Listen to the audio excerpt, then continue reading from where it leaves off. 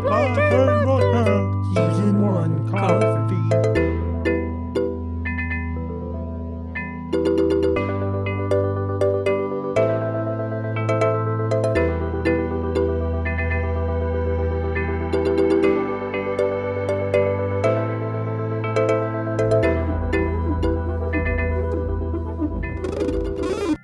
Hello and welcome back to Supply Chain Broadcast. This is episode 2. We're now in Nairobi, the capital city of Kenya. Today we'll be visiting the Nairobi Coffee Exchange, where Kenyan coffee beans are traded. The Coffee Exchange is located right in the middle of town, which is a very busy place. There's lots of people moving around working outside. First person we met was Daniel, the CEO. He told us about the different rooms, namely the auction hall and the sample room. Before we go and check out those rooms, Juhi, do you think you could give us a brief explanation of the Coffee Exchange from your conversation with Daniel?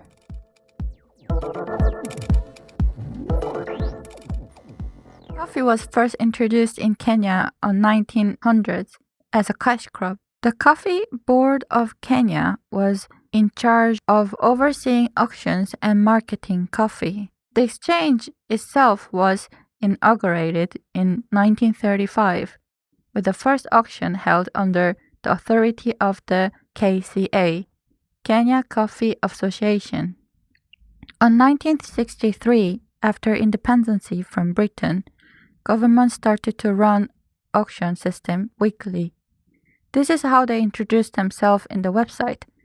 This transparent system is establishing a pricing hierarchy based on quality with finer lots fetching higher prices. And also they introduced themselves as the most important institutions in the coffee industry, contributing over 90% of coffee that is produced in Kenya. In 2001, the coffee market was liberalized, allowing private companies to market coffee on NCE, and the CBK became a purely regulatory government body. And that's where we are today. Many different marketing companies trade green coffee beans on the exchange. They each represent a group of farmers from a different region in Kenya. The auction takes place once a week on a Tuesday. The marketers supply the NCE with a sample of each lot they will be selling. These are then displayed in the sample room for buyers to inspect. The lots are graded to reflect the size, volume, and colour of the beans, with AA grade fetching the highest bids. The other grades include AB, B, C, PB, T, TT, and lastly E. Each lot represents a different varietal of coffee and is sold in 60 kilogram bags.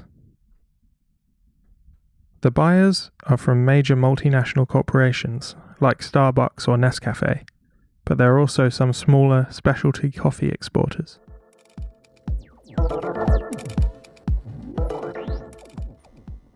As we asked questions to baristas in Amsterdam, we also asked them to Stefan, the Chief Quality Officer at Nairobi Coffee Exchange, and Peterson, a marketing agent of Tropical Farm Management.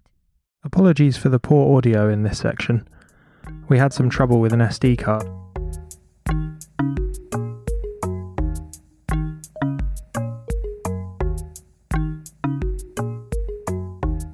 How much time do you have for breaks? What do you do in this time? Both Peterson and Stephen said most of the year was very busy, but they did get to take a break in the off-season. When it comes to selling coffee, they have about 4 months every year where it's not coming in from the farm, but in that time they're normally working in the export section to get the coffee out of the country. The end of June, July, and maybe the beginning of August is when the auction takes a break.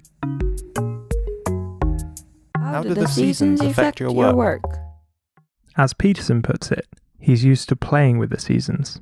He doesn't let the seasons play with him, but rather moves together with them.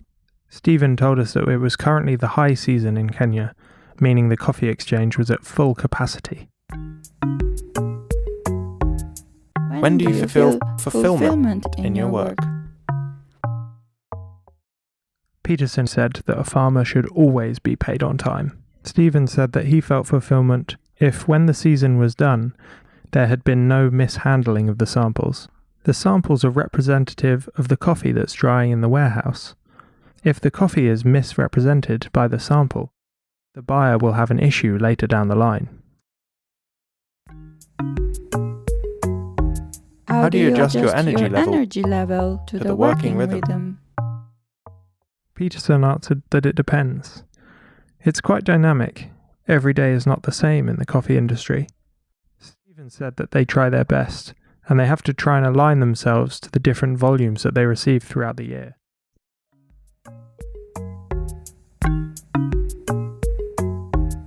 What do you chat about between your colleagues? If they are working, Peterson and his colleagues are talking about coffee, or the politics of the day, what's happening in the industry, how it could get better, or how it might get worse. Basically, it's a conversation about the industry at large.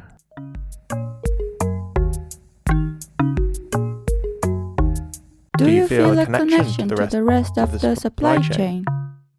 Peterson said, you really have to have a connection with the rest of the supply chain. If you don't have a good connection with them, then everything is bound to fail, and the marketers always work hard to improve the farmer's state, so that their state may also improve. Stephen said that the coffee exchange is a crucial stage in the supply chain. Any mismatching of the samples they receive could break the whole chain, because the buyer buys on trust of the sample that was delivered to the exchange. What would you say to another member of the supply chain? A question, a greeting, a random thought. Peterson said, be diligent, be patient, be open, and very sincere. Don't hide stuff. Play the game as it's supposed to be played. If you are able to take the message to them, where the coffee comes from the source, it will be very helpful for everybody to understand how much goes into getting that 1 cup of coffee. Stephen said, we really appreciate our farmers, because without farmers, we wouldn't have the beans. I just feel like the farmers are the key players of this whole chain. Make sure the washing stations are up to the standards.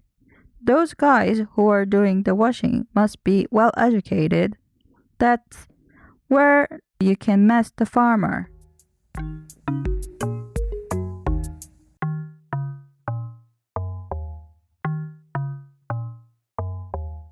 Different from the baristas in Amsterdam, the coffee auction is more heavily affected by the seasons. Stefan is very passionate about coffee and can even recognize where beans are from based on how they look like.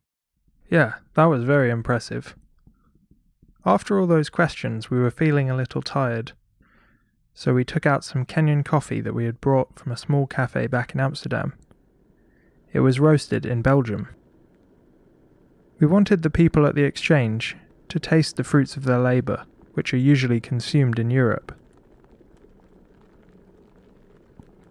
In return, Stefan even brought out some of his personal reserve of roasted beans for us to try.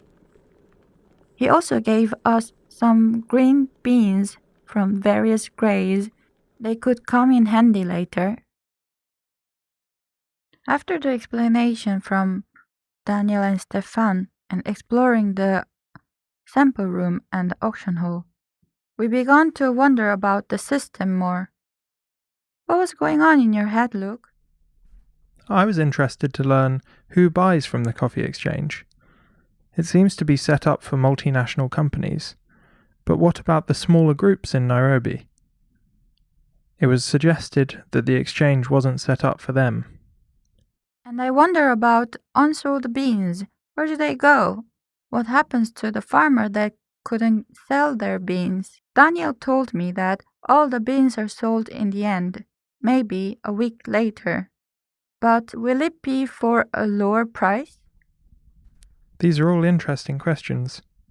Why don't we look at some news articles to see what others think? We found 2 contrasting articles that show different opinions about NCE. First, related to what Stefan told me about the exchange being upgraded, I saw on Business Daily Africa an article announced the same. It allows the farmers to monitor live trading.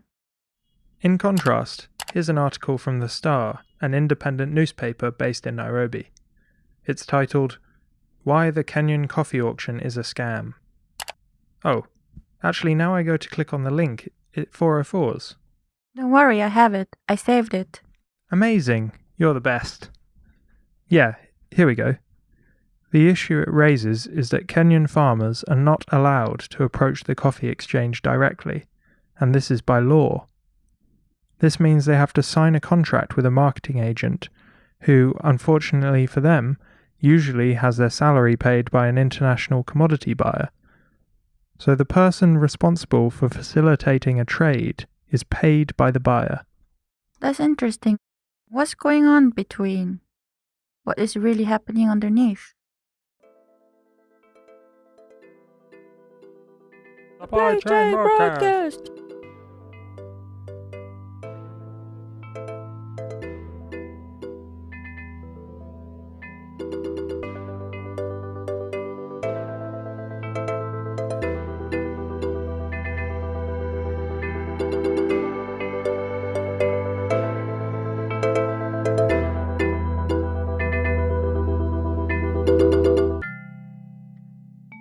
Well, that was a very insightful visit to the Nairobi Coffee Exchange, especially Tuesday when the auction is held. Thanks to everyone who we spoke to. We really appreciate all the time you took to talk to us. Look, do you have any thought about the day? Everyone's been mentioning their respect for the farmers and the essential work they do for the supply chain. The whole thing really couldn't happen without them. Where are we going next, Juhi? Next episode, we're going to Nyeri County to meet farmers. Nyeri County is 300 kilometers north of Nairobi, also known as the best Kenyan coffee region. Amazing. Well, let's go. Blum, blum, blum, blum, blum, blum.